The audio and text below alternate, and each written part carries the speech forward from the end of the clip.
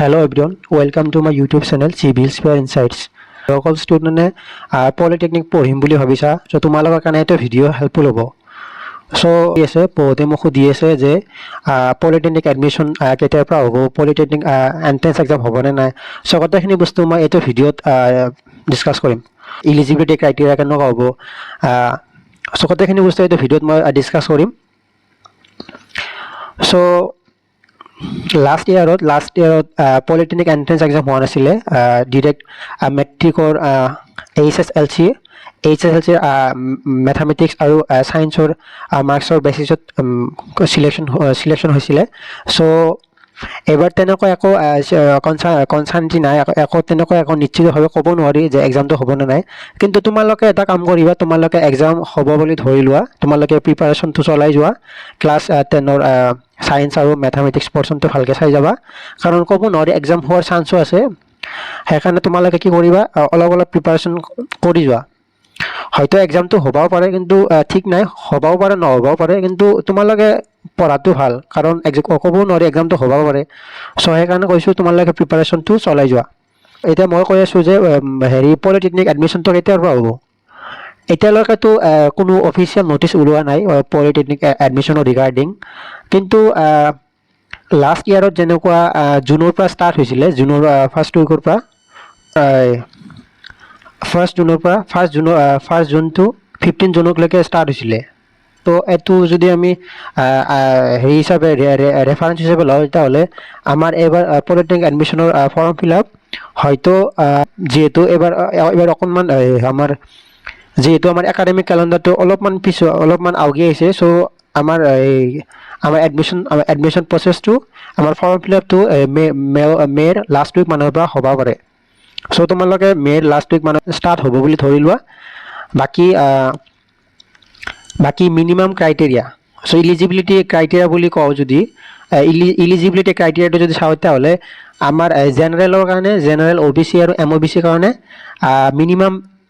average percentage in mathematics and সায়েন্সত minimum 40% লাগিব আৰু শেডিউল এসসি কাৰণে 35% আৰু এসটি কাৰণে 33% আৰু ফিজিক্যাল হ্যান্ডিক্যাপৰ কাৰণে as per candidate own category so physical handicap কাৰণে তেনেকুৱা একো বিশেষ একো ৰিজাৰ্ভেশন নাই কাষ্ট সিস্টেমতে হ'ব so এটা ম্যাক্সিমাম এজ ক্ৰাইটেৰিয়া যেটো দিয়া আছিল আমাৰ হেতু আছিল আমাৰ 20 years for general OBC and MOBC কাৰণে 20 ইয়াৰ্স 6 মান্থস মানে ডেটটো দিয়া আছিল 31 ৰেফাৰেন্সটো হ'ব আমাৰ 31 তাৰিখ 12 মাহ 2024 so যোনটো ডেটত ফৰ্ম ফিলআপ ষ্টাৰ্ট হৈছিল সেই হিচাপত যদি কওঁ তাহলে 20 বছৰ 20 ইয়াৰ্স হ'ব maximum age criteria for OBC and MOBC কাৰণে আৰু এসসি কাৰণে 23 ইয়াৰ্স আৰু এসটি কাৰণে 23 আৰু ফিজিক্যাল হ্যান্ডিক্যাপৰ কাৰণে 25 ইয়াৰ্স সো এটো আছিল আমাৰ এলিজিবিলিটি ক্ৰাইটেৰিয়া বাকি ডকুমেন্ট কি লাগিব ডকুমেন্টেৰ ভিতৰত লাগিব পিআরসি লাগিব পিআরসি যেটা পিআরসি লাগিব কাস্ট সার্টিফিকেট লাগিব যার যোনটো কাস্ট হয় তারা কাস্ট সার্টিফিকেট লাগিব বাকি ফিজিক্যাল হ্যান্ডিক্যাপ হলে ফিজিক্যাল হ্যান্ডিক্যাপ বোর্ড সার্টিফিকেট লাগিব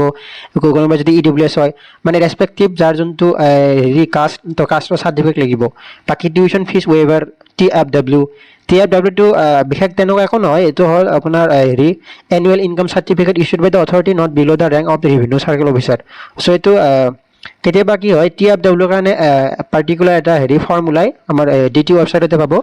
তাৰে পৰা হেটো ডাউনলোড কৰিব লাগিব কেতিয়াবা কি হয় আমাৰ ইনকাম সাৰ্টিফিকেট খনে কেতিয়াবা টিএফডব্লিউ ৰিপ্ৰেজেন্ট কৰে সো যদিহে তেনেকুৱা একো বিশেষ যদি ফৰ্ম যদি নোলাই ডিটিৰ পৰা তেহলে ইনকাম সাৰ্টিফিকেটটোৱে আমাৰ টিএফডব্লিউ সাৰ্টিফিকেট হ'ব বাকি স্পোৰ্টস কোটাৰ কাৰণে directorate of sports and youth welfare পৰা ৰেসপেক্টিভ স্পোৰ্টছৰ সাৰ্টিফিকেট লাগিব স্পোৰ্টস কোটা এভেল কৰাৰ কাৰণে এতিয়া আমি আহিম ওয়েবসাইট কোনটো হ'ব আমাৰ এটা যেতিয়া ফৰ্ম ফিলআপ ষ্টাৰ্ট হ'ব ফৰ্ম ফিলআপ ষ্টাৰ্ট হলে ওয়েবসাইটটো হ'ব আমাৰ কোনটো ওয়েবসাইট সো এটো ওয়েবসাইটটো হ'ল আমাৰ এটো ডিটি আসাম ADM www.samarth@ac.in চ' এইটো ৱেবছাইটত তোমালোকে ভিজিট কৰি কিনে তোমালোকে হেৰি ফৰ্ম ফিল আপটো কৰিব পাৰিবা এতিয়া ফৰ্ম ফিল আপ কৰোঁতে কি লাগিব আৰু এটা বস্তু আমাৰ হেৰি মেথামেটিক্স আৰু ছায়েন্সৰ বেচিছহে এডমিশ্যনটো হ'ব